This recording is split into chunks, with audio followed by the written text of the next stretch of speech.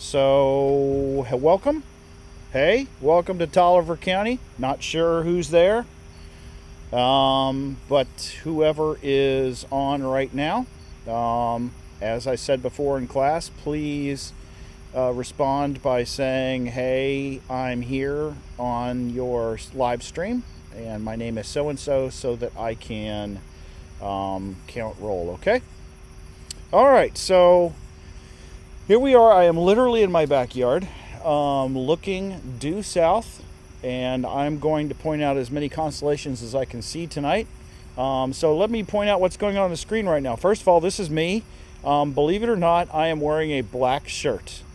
And so this is a demonstration here that black shirts can be infrared reflective, because this camera that is presenting my image here is actually an infrared camera at this point. Okay, so let's point out what's going on this stream. So hey Stacy, good to see you here. Right, so I got to do the weatherman thing here. So over to my this direction, which is opposite the direction I'm pointing, is a picture of my night vision camera. Wow, you can actually see a plane flying across the sky right now. So that's that. Clearly this is the chat window down here, and I have a variety of tools. Hey Fortune, good to see you.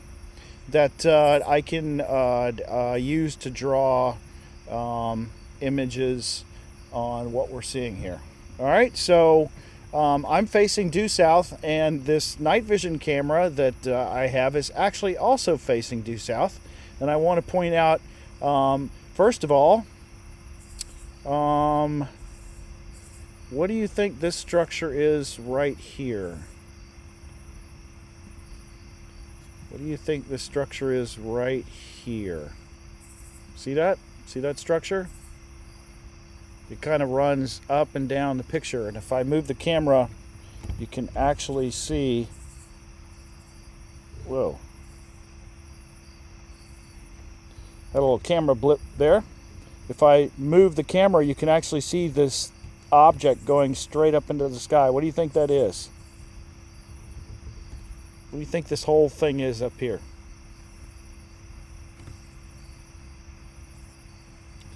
It's the Milky Way, right? So this right here, this whole thing, this is the Milky Way. All right, and we're actually looking at the constellation of Sagittarius. If I extend my fists in front of my face and do the fist method, that's 1, 2, maybe about 3 fists to get to this star right here. So that's about 30 degrees right now. Maybe 20 to 30 degrees. Okay, so let me show you the constellation of Sagittarius. So I'm going to do Control F here, and so here is the handle. It looks like a teapot. Okay, here's the body. Hey Edward, how you doing? Here is the top of the teapot. And there's a star that's kind of missing over here behind the trees here. It looks like that. Okay, so that's Sagittarius. It's the teapot. So I'm going to let these lines fade here so that you can actually see the constellation a little bit better. All right, Sagittarius. Great constellation. And there's some other stuff going on over here too that extends beyond the constellation. It's supposed to be a centaur with a bow and arrow. I always am a little bit clueless as to how that represents that. All right, so some other things that are in the sky where Sagittarius is. Right, so check this out. What is this? This is right over the spout of Sagittarius. So here's the spout of Sagittarius. Hey, Zariah. Here's the spout. And what is this object right here? So by the way, if you guys are sitting at your computer, you should probably crack open Stellarium and look at it with me and see if you can identify these things. So let's open Stellarium and see what this little spot is right here. It's a little hazy object. So if I go over to Stellarium, oops, got to turn off my line tool here. Alright, so here's Stellarium. And see how there's this hazy spot here above the spout? That's what we're talking about right here. So if I click on it, nope, that's not it. If I click on it,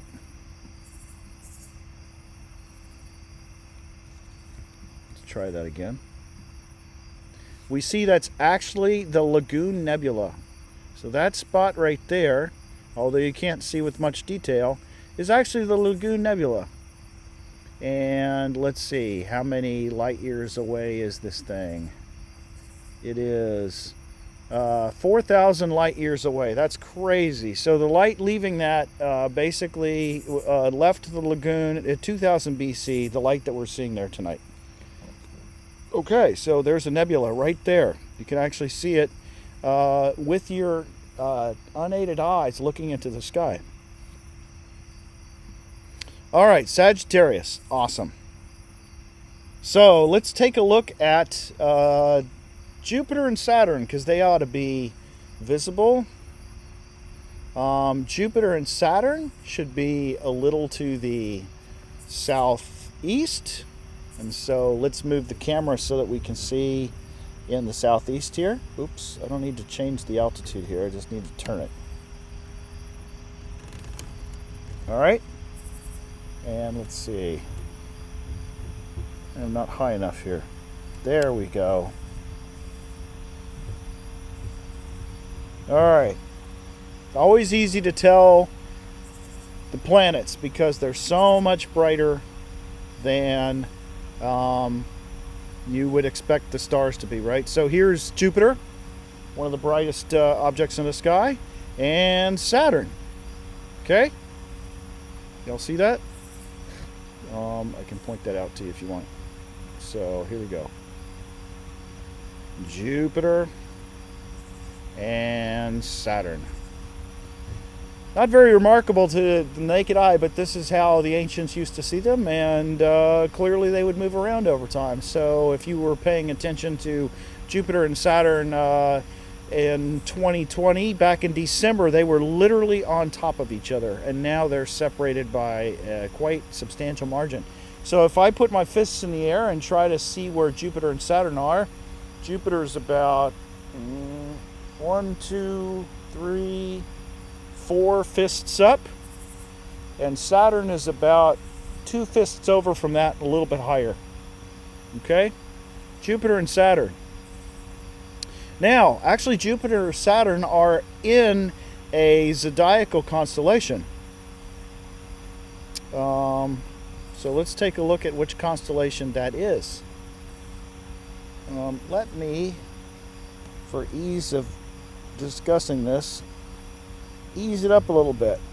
And some members of our viewing audience may be interested in this constellation because it is a zodiacal sign that at least one person, yes, yeah, they are very distinct here, right? That's one of the benefits of going to Taliaferro County. Stacy, they're actually really, really visible here. All right, so this constellation that I'm talking about, which is a zodiacal sign, is the constellation of Capricorn. So if we jet over here, we see Jupiter, and we see Saturn, and we see Capricorn. And so Capricorn, I think it's supposed to be some sort of goat creature. I'm not really, let's see what it is. If we go down to the artwork, here's what Capricorn is supposed to look like. Oop, my art is not working. I don't know why. It's supposed to be some sort of goat creature. But to me, if I were to name this constellation, I would call it Big Piece of Cantaloupe. All right? It kind of looks like this, and then it kind of goes through these stars here, and then it kind of goes here. All right, so that's sort of Capricorn. It looks like a big piece of cantaloupe in the sky. And the way I always recognize it is if you kind of know generally where Capricorn is, there's sort of this, not only like a triangular shape to it, like this, but these two stars here, these two stars, as you see in this diagram with Stellarium, are always ever present. You can always see them there. Okay? Capricorn. And so Capricorn is about as high in the sky as Jupiter, so that's what, 4/5 or something like that? Is that what I said? All right, cool. Rockin'. So what else can we see out here in Taliaferro County since it's so clear? Tell you what, let's take a look at Cassiopeia. Cassiopeia is in the northern part of the sky to my back. So let's swing the camera all the way around. Oops. Let's swing the camera all the way around. You can watch me struggle as I do this here. And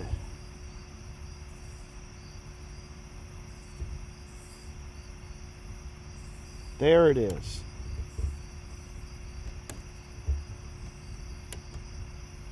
All right.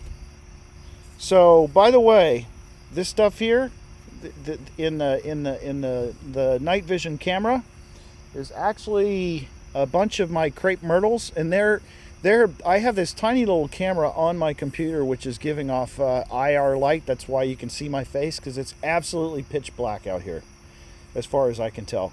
But the trees are actually being lit up by this tiny little camera, the IR. So I guess these IR LEDs on this camera are super powerful. FYI. All right, so where is Cassiopeia? Anybody know what Cassiopeia looks like? I'm going to wait till somebody types something in the window here so that this can be a little bit more interactive. Anybody know what Cassiopeia, the constellation, looks like? That would be a good time to crack open Stellarium and take a look. It is in the north, that's right. But what does it look like? What does the constellation look like? What does the asterism look like? You can draw some lines between the stars, and it should look like, here's a hint, a letter of the alphabet. Letter of the alphabet. What letter would that be, do you think?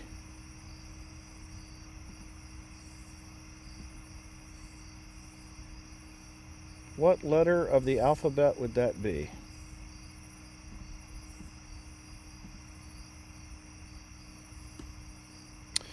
It's a W or an M, depending on what time of year it is. So let's draw that. So here's one leg. Here's another leg. Here's another leg. Yeah, it is kind of a weird W. All right, but that's what it looks like, right? Or, since you're talking about it, Stacy, it's an M for McCoy, and other times of the year. So about halfway through the year. So in the springtime, it's going to look like an M, right? As it rotates around the pole, because the pole's around here somewhere. All right. So that's Cassiopeia. And by the way, so everything rotates in this direction around the sky, okay? And so Cassiopeia, her head is here and her feet are here, and so she rides around in her throne basically kind of backward through the sky. Sorry, that was wrong. No, her head is here and her feet are here. So she rides around backward in the sky for all eternity, which is kind of sad if you think about it. Anyway, Cassiopeia. And so how high above the horizon is that? So here I am looking backward, and it's about 1, 2, 3, maybe 3 and a little bit to get to this star here. So everything seems to be about 3/5 above the horizon tonight. All right, but Cassiopeia is not alone. Cassiopeia is the queen, but her king is also in the sky. The constellation of Cepheus. And let's see if we can find that. Okay. These stars are a little fainter, a little harder to see.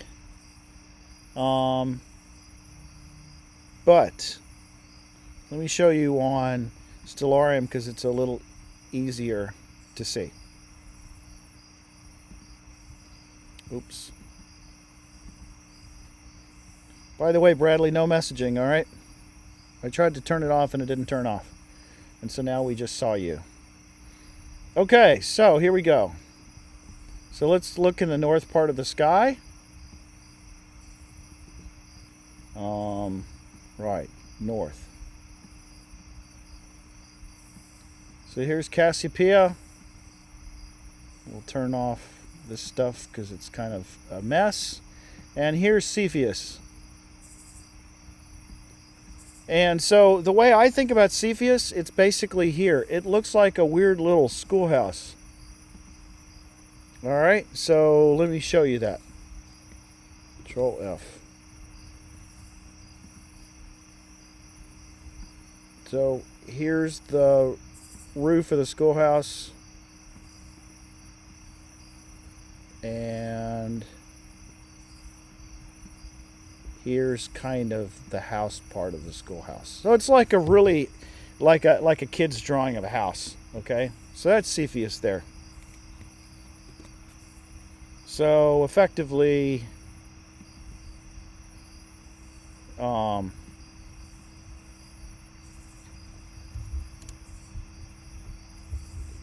Cepheus, which is here, and Cassiopeia, they sort of ride around the poles all year long together. At least, even though Cassiopeia is upside down, at least she's riding around with her king. All right, so more constellations. So we're looking to the north. What other important landmarks do we see in the north?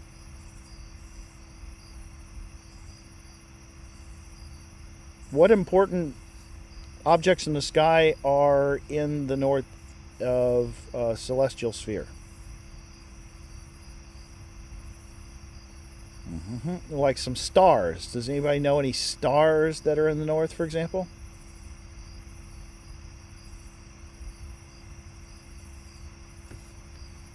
No? Yes? How about the North Star, folks? All right, so let's find the North Star. The North Star should be somewhere over here. And sometimes it's Polaris. There you go, Edward. Good job. And it is a little hard to see on this camera, I tell you. So we're going to have to go over here. And we see that the pointy roof of Cepheus is kind of close to Polaris. So if we go back to Cepheus here. Oop. Cepheus is right there, which means, see how this is the pointy roof of Cepheus right there? Pointy roof. So down here should be Polaris somewhere. So if we move it up, oops, wrong direction. There we are, right there. So there's the North Star, and actually the Little Dipper is associated with that. So let's draw the Little Dipper here. Yeah, sorry about that. It's just kind of the way this broadcast is, Stacy. Okay, so let's draw the Little Dipper here.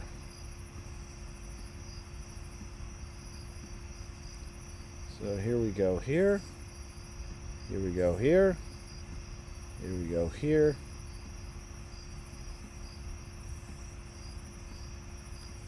Alright, let's do that again without the fade.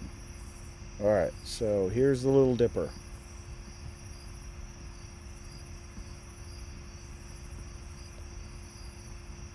Alright, there it is.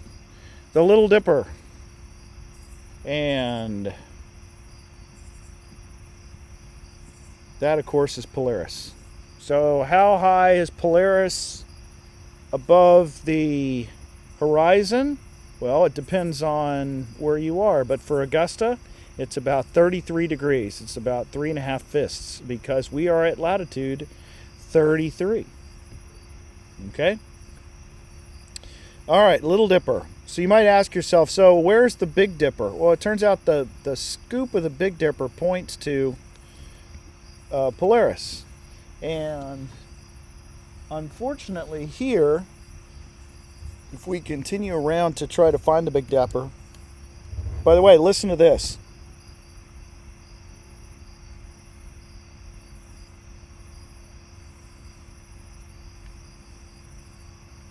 You hear that? Sounds like little puppies, right? Ooh, that one's close. That one is in my pasture. Coyote. Those are coyote. I'm not too worried about coyote coming up to me because they don't like humans. But that is what's going on. The coyote are out and about tonight. So whenever I'm out here looking at the stars, you just have to get used to being in pitch black and hearing these little dog creatures. It's a little scary. Whatever. All right, so let's try to find the Big Dipper. Unfortunately, the Big Dipper is not really visible right now because it is hidden behind some trees. It is a little scary, isn't it, Fortune? So, this is the only part of the Big Dipper which is present. It's actually kind of goes here and then down and then down, and it looks a little like this. I just know that from memory. So this time of year the Big Dipper is not really present at night, but if you wake up in the morning, and go on a morning walk, for example, let me show you. You can actually see the Big Dipper.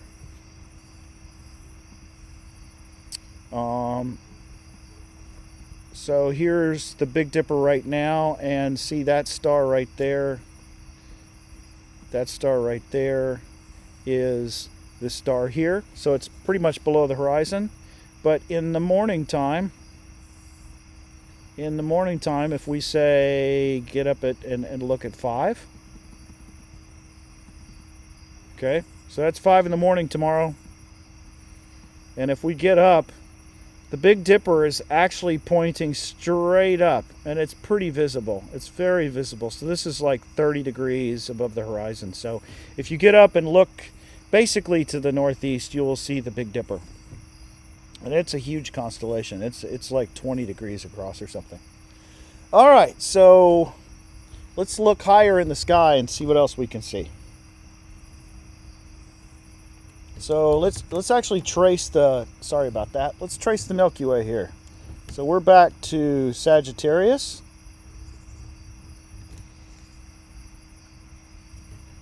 Okay, Sagittarius and the Milky Way. And as we go up the Milky Way, there are several constellations. All right, there's one right there. So in the sky, along the constellation, you will see something that looks a little bit like Orion's belt. See those 3 stars there? It looks a little bit like Orion's belt, but that's not Orion's belt. That's actually the constellation Aquila, the eagle. And we'll come back to it, but Aquila is close to another bird in the sky, which is a little farther up. And that is Cygnus. All right, so Cygnus looks like a cross. In fact, sometimes they call it the Northern Cross. So here is the body of the swan, and here are the wings of the swan, and actually the wings kind of go over like this. All right, so see how that looks like a swan? So here's his head down here, and you know, he's got big fluffy tail. Coyote are really going at it tonight. Isn't that amazing? I love listening to the coyote. It sounds like a bunch of little wild puppies. And I'm doing my best to just avoid thinking about how close they are to me. All right, so there we go. There is the swan. And as we watch it fade away, we see that it basically looks like a cross in the sky, right? Okay, so Cygnus is flying down the Milky Way, and as it flies down the Milky Way, it is also joined by Aquila the eagle. And it's better to actually show you Aquila on we got to correct the timing here. It's better to show you Aquila on Stellarium because it's a little bit of a faint constellation. Okay, so here we go. So there's Aquila right there. See how it has that characteristic tail here? So there's the tail, and here it's going towards the head. So we're going to draw that again.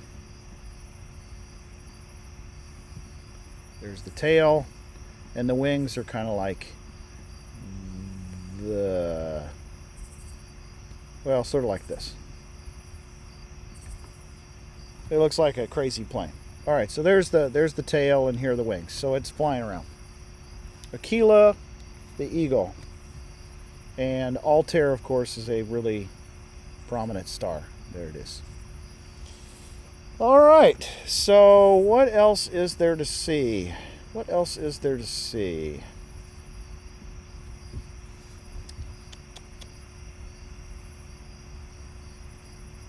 Well, we can probably see the beginnings of the constellation Pegasus as well. It's a little bit hidden from view where I am now. If you were to wait about 30 or 40 minutes, you could actually see Pegasus. By the way, Cygnus, it's pretty easy to tell how high it is in the sky. It's directly above, so that's got to be 9 fists. I'm not going to do that to show you. And Aquila is probably about 7 fists, right? Okay, if I'm going to look directly to my east, up about 1, 2, 3, 4 fists and higher, there is a huge square in the sky. And let's take a look at that square. We unfortunately can only see part of it. So there's Jupiter and Saturn again. Now we go towards the tree line. And this is what I wanted right here. Oops, stop it. Stop it. Stop. All right. So here's this object here.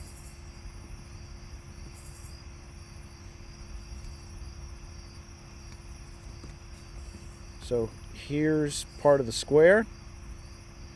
And here's part of the square. And just below the tree line is another star in the square. Okay? And then you can kind of see there's a little bit of star action there and that. Okay, so that square that I've drawn you, if I put my fists up in the air, that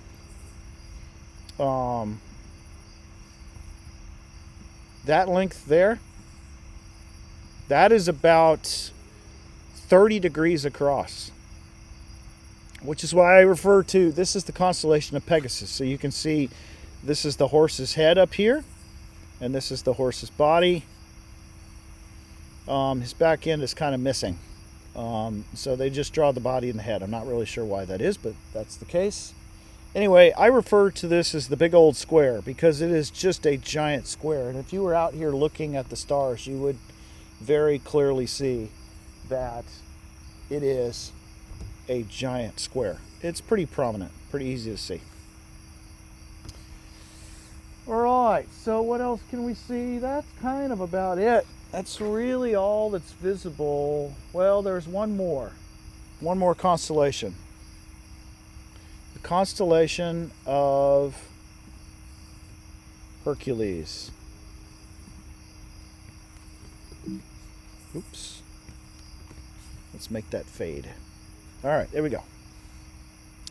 So, Hercules, they sometimes call the capstone constellation, because what we're doing is we're now zooming around to the southwest. They call Hercules the capstone constellation because it kind of looks like a capstone on an arch. You know what I mean when I'm talking about a capstone? So if you have an arch, right? Let's do some drawing here. If you have an arch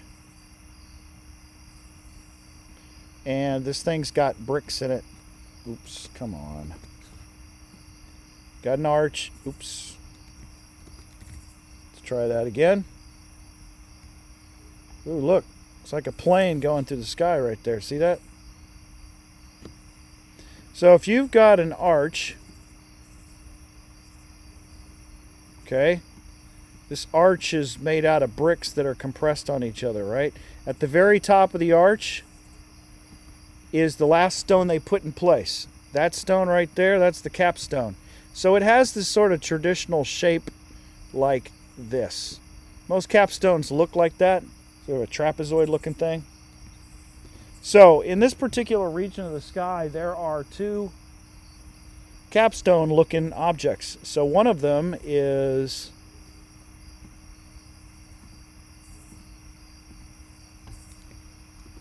this. See that? So that's one capstone. That is a small capstone, and that is the head of Drago the dragon. I'm not going to draw you that constellation. You can go see it on your own time. But there's another capstone up in the sky, and it's a little larger. And here it is. There's the next capstone, right? See that? So, capstone 1. There's all sorts of stuff rustling around in the pasture. It's actually got me quite unnerved here. I think there's a deer that's being chased by a coyote out there. All right, second capstone. See how there they are?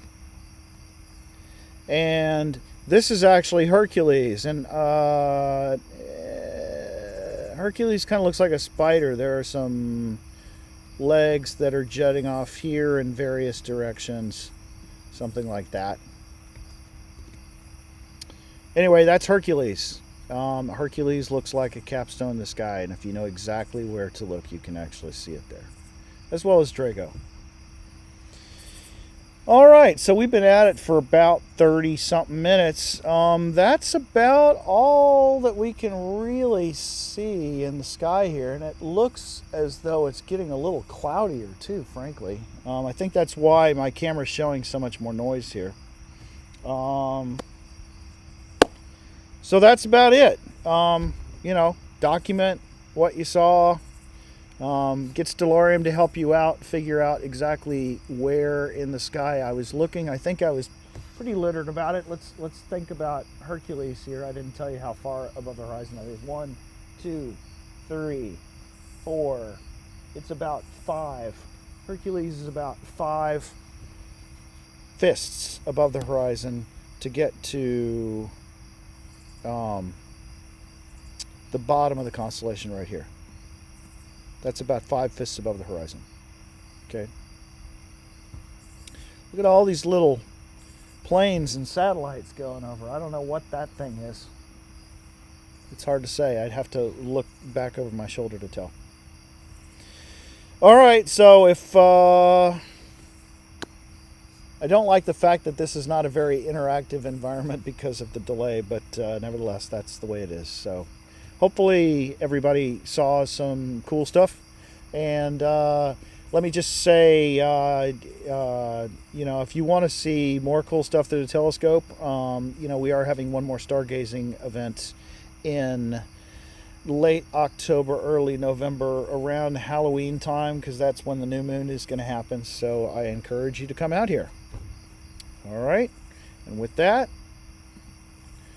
I bid you adieu to go your separate ways, and I'll see you in class on Friday.